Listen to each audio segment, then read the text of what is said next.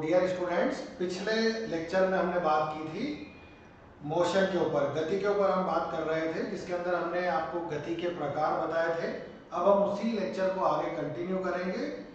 जो लोग ये पहली बार देख रहे हैं वो पिछले लेक्चर को एक बार जरूर देखें। ये लेक्चर समझने के लिए आपको उस लेक्चर को देखना जरूरी होगा। ठीक है, हम बहुत छोटे छोटे वीडियोस बनाते हैं 5-5, 7-7 मिनट के, ताकि आप कहीं पर भी उसको बहुत आसानी से एक्सेस कर सकें। जब आपको टाइम मिलता है तब आप उसको देख सकते हैं। सो आज का हमारा पार्ट होगा मोशन में ही अगला पार्ट होगा हमारा डिस्टेंस और डिस्प्लेसमेंट, जिनको हम दूरी और विस्थापन बोलते हैं। सो दूरी का मतलब क्या होता है? जब कोई ऑब्जेक्ट कुछ पाथ ट्रेवल करता है और आप उस पाथ को अगर मेजर कर लेंगे तो वो आपका क्या कहलाएगा? दूरी। जितना भी पाथ ट्रेवल्ड बाय ऑब्जेक्ट, सही है, जितना भी पाथ ट्रेवल करेगा, जितना भी रास्ता कोई ऑब्जेक्ट ट्रेवल करेगा, तो उसको आप क्या बोलेंगे? दूरी कहेंगे। ठीक है, जैसे कोई ऑब्जेक्ट सपोज ए पॉइंट से बी पॉइंट तक जाता है, बी से सी तक जाता है, सी से अगेन वो डी तक जाता है। सो टोटल डिस्टेंस या टोटल जो उसकी दूरी होगी वो क्या होगी? A B plus B C plus C D. ये क्या होगी? आपकी दूरी होगी, डिस्टेंस। इसको हम बोलेंगे डिस्टेंस। क्या बोलेंगे हम इसको इंग्लिश में? डिस्टेंस। और इसको बोलेंगे दूरी। हिंदी में आप इसको क्या बोलेंगे? दूरी। ठीक है, तो कोई ऑब्जेक्ट कितनी डिस्टेंस, कितना वो पाथ ट्रेवल करता है, उसी को आप क्या बोलेंगे? दूरी। ठीक है, सो पाथ ट्रेवल्ड बाय, और उसी पाथ को आप क्या कर ले? मेजर कर ले। उसी रास्ते को आप क्या कर ले? नाप ले। उसको आप क्या बोलेंगे? दूरी। जैसे अगर हम एग्जांपल लेते हैं, आप स्कूल से घर तक गए तो आपकी स्कूल से घर तक की दूरी। ठीक है, आप घर से मार्केट तक गए, वो आपकी दूरी। ठीक है, इसके अंदर हमने कोई भी ऐसी बात नहीं की है कि आप किस डायरेक्शन में गए, किस दिशा में गए, ये सब बातें हम इसके अंदर नहीं करते। आप जितने भी स्टेप चलेंगे उन स्टेप्स को आप काउंट कर लीजिए, वही आपकी दूरी होगी। हमारी जो गाड़ी होती है, 2 व्हीलर्स होते हैं, 4 व्हीलर्स होते हैं, इसके जो माइलोमीटर्स हैं वो आपको क्या बताते हैं? वो आपको दूरी ही बताते हैं कि आप कितनी दूरी आप चल चुके हैं, किस स्पीड से चल रहे हैं, वो भी आपको बताएगा। दोनों वहां पर रहते हैं। आपको नंबर्स में जो मिल रहा है वो आपको दूरी बताएगा कि आप 1 किलोमीटर चल रहे हैं, 2 किलोमीटर चल रहे हैं। एट द सेम टाइम जो पॉइंटर है वो आपको स्पीड बताएगा। उस पर भी हम आगे आएंगे। तो दूरी के बारे में पहला पॉइंट हमारा क्या हो गया? जितना भी आप रास्ता चलेंगे, जितना भी आप पाथ ट्रेवल करेंगे, that is called distance. So distance को हम कैसे डिनोट करेंगे? अगर हम इसको बोलेंगे, so total path covered by body is called distance. या फिर हिंदी में बोलेंगे तो जितना भी वो रास्ता चलेगा उसको हम क्या बोलेंगे? ऑब्जेक्ट के द्वारा चली गई दूरी। क्लियर है दूरी? अब दूरी के बारे में कुछ और पॉइंट्स, क्या क्या पॉइंट हो सकते हैं? तो भाई दूरी की यूनिट क्या होती है? यूनिट यानी इकाई। दूरी की यूनिट या फिर इकाई आप जिसको बोलते हैं वो क्या होती है? वो आप मीटर ले सकते हैं, सेंटीमीटर ले सकते हैं, किलोमीटर ले सकते हैं। बड़ी यूनिट में जाएंगे तो किलोमीटर होगा। नॉर्मली हम बात करते हैं तो मीटर्स में बात कर लेते हैं। सेंटीमीटर में भी हम नाप सकते हैं अगर छोटी यूनिट है तो। ठीक है, तो यूनिट या फिर इकाई इसकी क्या होगी? मीटर या फिर सेंटीमीटर या फिर किलोमीटर। आप जिसमें भी उसको मेजर करना चाहें मेजर कर सकते हैं। कुछ और भी हमारे पास सिस्टम्स होते हैं डिस्टेंस को मेजर करने के, पर वो अभी हम यहाँ पर डिस्कस नहीं कर पाएंगे क्योंकि वो हमारा पार्ट अभी नहीं है। दूसरा हमारा इंपॉर्टेंट पॉइंट है, ये एक स्केलर क्वांटिटी है। स्केलर क्वांटिटी का मतलब क्या है? ये एक ऐसी क्वांटिटी है जिसके अंदर दिशा नहीं होती है। ठीक है, ये दिशा नहीं होती है। इसको आप हिंदी में बोलेंगे अदिश। क्या बोलेंगे आप इसको? ये अदिश राशि है। नाम हिंदी से ज्यादा अच्छे से क्लियर होता है, अदिश, जिसके अंदर दिशा ना हो। ये क्या है? एक स्केलर क्वांटिटी है, इसके अंदर कोई दिशा नहीं होती है। इसमें सिर्फ मैग्नीट्यूड होता है, इसमें सिर्फ प्रमाण होगा कि 10 मीटर चले, 20 मीटर चले, 25 मीटर चले, पर आप दिशा की बात इसके अंदर नहीं करेंगे। तो ये बात समझ में आ गई हमको। डिस्टेंस क्लियर हो गया, उसकी यूनिट क्लियर हो गई, और क्या क्लियर हो गया हमको कि ये स्केलर है या फिर वेक्टर है, या सदिश है या फिर अदिश है। यहां तक हम बात कर चुके हैं। सो और भी हम इसके ऊपर आएंगे, पर उसके पहले हम थोड़ा सा विस्थापन के बारे में बात भी करते हैं, क्योंकि इसी से जुड़ा हुआ टॉपिक जो है वो क्या है, विस्थापन। तो देखिए हमने आपको बताया था दूरी के अंदर आप ए से बी, बी से सी, सी से डी की आप बात करते हैं, बट इन केस ऑफ विस्थापन डिस्प्लेसमेंट में आपको क्या करना है, सिर्फ इसको यहाँ से जोड़ देना है। फाइनल पॉइंट और इनिशियल पॉइंट, इन दोनों का जो डिफरेंस है वही हमारा क्या होगा, विस्थापन या फिर डिस्प्लेसमेंट। इंग्लिश में आप उसको डिस्प्लेसमेंट बोलेंगे, हिंदी में आप उसको विस्थापन बोलेंगे। तो इसमें क्या होता है, इसमें सिर्फ आप स्टार्टिंग पॉइंट और एंड पॉइंट, प्रारंभिक बिंदु और अंतिम बिंदु की ही बात करते हैं। आप किस रास्ते से चलकर आए हैं उसकी कोई बात यहाँ पर नहीं होती है। सिर्फ पहला और आखिरी पॉइंट ही आपको देखना है कि भाई हम यहाँ से चले, उस पॉइंट तक गए, वहां से एक स्ट्रेट लाइन मिला लीजिए, जो सबसे छोटा पाथ होगा वही आपका क्या होगा, डिस्प्लेसमेंट। सो मैं इसको और अगर छोटी भाषा मतलब अपने सरल भाषा में बोलने की बात करूं तो shortest distance between two point is called displacement. दो बिंदुओं के बीच की सबसे छोटी दूरी को हम क्या बोलेंगे, विस्थापन। तो यहां तक आपको बात समझ में आती है। अब विस्थापन से जुड़े हुए कुछ पॉइंट, जैसे विस्थापन की यूनिट, इसकी यूनिट क्या होगी, डिस्प्लेसमेंट की यूनिट, तो इसकी यूनिट भी मीटर, सेंटीमीटर, किलोमीटर, इसकी यूनिट भी कुछ इस तरीके से ही आप ले सकते हैं। दूसरा इंपॉर्टेंट पॉइंट है कि ये एक वेक्टर क्वांटिटी, कौन सी क्वांटिटी है, वेक्टर क्वांटिटी, यानी इसको आप हिंदी में बोलेंगे तो ये एक सदिश क्वांटिटी। सदिश का मतलब जिसके अंदर क्या हो, दिशा भी हो। मैग्नीट्यूड तो इसे 10 मीटर पूर्व दिशा की तरफ, 10 मीटर इन ईस्ट डायरेक्शन, तो वो किस में चले जाएगा आपका, डिस्प्लेसमेंट वेक्टर, सॉरी वो वेक्टर क्वांटिटी के अंदर चले जाएगा।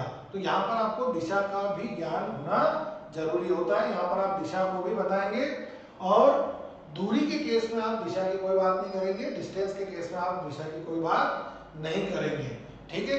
तो मैं इसको अगर आपको और समराइज करूं तो जो डिस्प्लेसमेंट है ना, ये दिशा पे निर्भर करता है, यानी फाइनल और इनिशियल पॉइंट, सबसे आखिरी और सबसे पहले बिंदु को अगर आप मिला देंगे तो आपको डिस्प्लेसमेंट मिलेगा। एक और बहुत इंपॉर्टेंट बात है कि डिस्प्लेसमेंट जो है वो पाथ पे डिपेंड नहीं करता है, रास्ते पे डिपेंड नहीं करता है। ये क्या डिपेंड करता है, सिर्फ यहाँ से यहाँ तक, जैसे आपका हवाई जहाज यहाँ से उड़ा और यहाँ से चला गया, बीच में कोई टर्न वर्न नहीं लेना, इसको पलटना नहीं है, ये तो सिर्फ फाइनल और इनिशियल पॉइंट की बात करके खत्म हो जाता है।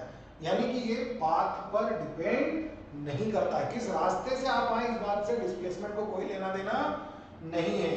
ये सिर्फ और सिर्फ किसकी बात करता है, पहले और आखिरी बिंदु की बात करता है, बस, ठीक है। तो हम यहाँ पर बोल सकते हैं displacement does not depends on path travelled by object, यानी कि विस्थापन जो है वो किसी वस्तु के द्वारा चली गई दूरी पर डिपेंड नहीं करता। सबसे इंपॉर्टेंट पॉइंट दोनों में जो मेजर डिफरेंस है, एक और बात आप ध्यान रखिए, जो आपकी दूरी है वो डिस्प्लेसमेंट से हमेशा ज्यादा होगी, बराबर हो सकती है, ज्यादा हो सकती है, कम कभी नहीं होगी। दूरी कभी भी विस्थापन से कम नहीं हो सकती, ये सबसे इंपॉर्टेंट पॉइंट है। क्यों है, देखिए आप ए से बी, बी से सी, सी से डी, आप इतना चले, पर डिस्प्लेसमेंट कितना है, ओनली ए डी। डिस्प्लेसमेंट और डिस्टेंस सिर्फ और सिर्फ एक ही केस ऐसा है जिसमें ये बराबर हो सकते हैं। वो कब है, जब कोई ऑब्जेक्ट स्ट्रेट लाइन में सीधी रेखा में गति करे, ए से बी। आप देखिए यहाँ पर डिस्टेंस भी वही और डिस्प्लेसमेंट भी वही, डिस्टेंस भी वही और डिस्प्लेसमेंट भी वही। तो एक पॉइंट हम यहाँ पर लिखेंगे, distance, distance is always greater than equal to displacement, इसके बराबर या इससे बड़ा, सही है। दूरी क्या लिखूंगा मैं इसको हिंदी में, दूरी या तो ज्यादा है या बराबर है। बराबर किस केस में, जब आप सीधी लाइन में चलेंगे, जब आप सीधी लाइन में चलेंगे। तो हमने आपको पिछले लेक्चर में बताया था कि आपको इंग्लिश के वर्ड्स भी याद होना चाहिए, इंग्लिश के वर्ड्स का भी आपको नॉलेज होना चाहिए। कई बार हिंदी का कोई इतना टिपिकल वर्ड आ जाएगा कि आपको समझ में ही नहीं आएगा, आपको क्या, हमको भी समझ में नहीं आता, कोई ज्यादा टिपिकल आता है तो फिर हम इंग्लिश की तरफ जाते हैं, सही है। तो इंग्लिश का सबसे बड़ा फायदा क्या है, कम शब्द रहते हैं इसके अंदर, हिंदी में बहुत शब्द है। तो दूरी जो है वो विस्थापन से या तो ज्यादा होगी या फिर बराबर होगी। बराबर सिर्फ एक ही केस होगा, जब ये वाला होगा, तो ठीक है, एक बार हम इसको वापस से समराइज कर सकते हैं। दूरी क्या है, जितना भी रास्ता किसी ऑब्जेक्ट में चला है, distance travelled by object is called distance. ठीक है, जितने भी उसने डिस्टेंस है। डिस्प्लेसमेंट क्या है, शॉर्टेस्ट, सबसे छोटी दूरी जो उसने तय की है वही उसके अंदर आ जाएगी। फाइनल और इनिशियल पॉइंट को मिला दीजिए, क्या बन जाएगा, डिस्प्लेसमेंट बन जाएगा। अगर इसकी यूनिट की बात करेंगे तो यूनिट मीटर हो सकती है, सेंटीमीटर में लिख सकते हैं, किलोमीटर में लिख सकते हैं। दूसरा सबसे इंपॉर्टेंट, ये एक स्केलर क्वांटिटी है, यानी अदिश क्वांटिटी। विस्थापन के बारे में अगर आप बात करेंगे तो ये शॉर्टेस्ट है, सबसे छोटा, फाइनल और इनिशियल, प्रारंभिक और अंतिम बिंदु को मिलाइए, डिस्प्लेसमेंट बन जाएगा। दूसरा महत्वपूर्ण पॉइंट, यूनिट सेम होती हैं बट ये सदिश है, इसके अंदर डायरेक्शन आती है, क्योंकि ये पॉइंट अगर इधर है तो डायरेक्शन इधर है, और अगर ये पॉइंट इधर है तो डायरेक्शन उधर हो जाएगी। फिर तीसरा इंपॉर्टेंट पॉइंट जो आपके कॉम्पिटिटिव के काम का है, distance is always greater than equal to displacement, इससे बड़ी या फिर बराबर हो सकती है। थर्ड वन इज डिस्प्लेसमेंट जो है वो पाथ पे डिपेंड करता है, किस रास्ते से आप चल के आए हैं उस पर बात नहीं करता है। ये तो क्या करेगा, सीधे सीधे फाइनिशियल और फाइनल, थोड़ा सा रोक सकता है, मैं कुछ बोल गया हूँ, किस पे बात करेगा, फाइनिशियल इनिशियल। दूरी जरूर पाथ पे डिपेंड करती है। तीसरी इंपॉर्टेंट बात, एक और पॉइंट आप देख सकते हैं, जो आपकी डिस्टेंस है, जो दूरी है, वो हमेशा पॉजिटिव होगी, वो हमेशा क्या होगी, पॉजिटिव होगी। दूरी जीरो भी कर सकते हो, जीरो कब बोलोगे, जब आप चलना शुरू ही ना करें, तो उसको तो हम बात ही नहीं करेंगे, वो तो हमारा मोशन ही ना हुआ। पर विस्थापन जो है वो पॉजिटिव भी हो सकता है, नेगेटिव भी हो सकता है, और जीरो भी हो सकता है। अब आप बोलेंगे सर जीरो कब होता है, तो जीरो कब होगा, जब आप एक सर्कल के ऊपर चलिए, सर्कल के ऊपर चलिए, इस पॉइंट से चलना शुरू कीजिए और इसी पॉइंट पे वापस आ जाइए, तो देखिए क्या हुआ, फाइनल और इनिशियल पॉइंट आपका क्या हो गया, सेम हो गया। So final minus initial is equal to zero. That means आपका जो डिस्प्लेसमेंट है वो क्या हो गया, जीरो हो गया। ऐसा हो सकता है, जरूरी नहीं है मैं इसकी बात कर रहा हूँ सर्कल की, आप कोई सा भी पाथ बना लीजिए, आप कोई सा भी पाथ बनाइए, यहाँ जाएंगे, यहाँ जाएंगे, यहाँ जाएंगे, आइए आखिर वापस यहीं पर आ जाएंगे। जब भी आप वापस उसी जगह पर आ जाएंगे, डिस्प्लेसमेंट जीरो, क्या हो जाएगा, जीरो। कॉम्पिटिटिव के एग्जाम में एक और अच्छी बात बता देता हूँ, अपना अनुभव शेयर करता हूँ। 90% क्वेश्चंस जिनके ऑप्शन में जीरो लिखा हो, उसको बिना क्वेश्चन पढ़े जीरो को टिक कर देना, सही होगा। हजारों बुक पढ़ने के बाद बता रहा हूँ, जीरो वाला ऑप्शन 90% में केस होता है, सही जीरो आ जाता है। तो आप यहाँ पर भी ध्यान रखेंगे, जीरो पहले देखें, क्वेश्चन बाद में टिक करें, पढ़े क्वेश्चन बाद में पढ़ेंगे, है ना। ऐसा मत मान लेना कि सर ने कह दिया जीरो मतलब जीरो जीरो जीरो, ऐसा नहीं है। 90% केस में ऐसा होता है। और जो क्वेश्चन जितना बड़ा लिखा होता है ना, उसका आंसर उतना छोटा होता है। एक और एक्सपीरियंस बताता हूँ आपको, तो देख लेना चारों में सबसे छोटा आंसर कौन सा है।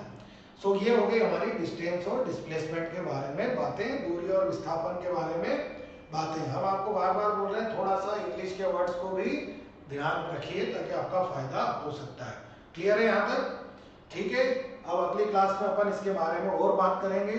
नेक्स्ट लेक्चर जो होगा हमारा वो स्पीड के ऊपर होगा, गति की बात करेंगे हम उसके अंदर, विस्थापन हम बात करेंगे उसके अंदर, वेग की बात करेंगे, वेलोसिटी की बात करेंगे, एक्सेलरेशन की बात होगी, त्वरण की बात होगी। ये सब हिंदी इंग्लिश दोनों शब्द साथ साथ में चल रहे हैं, ठीक है।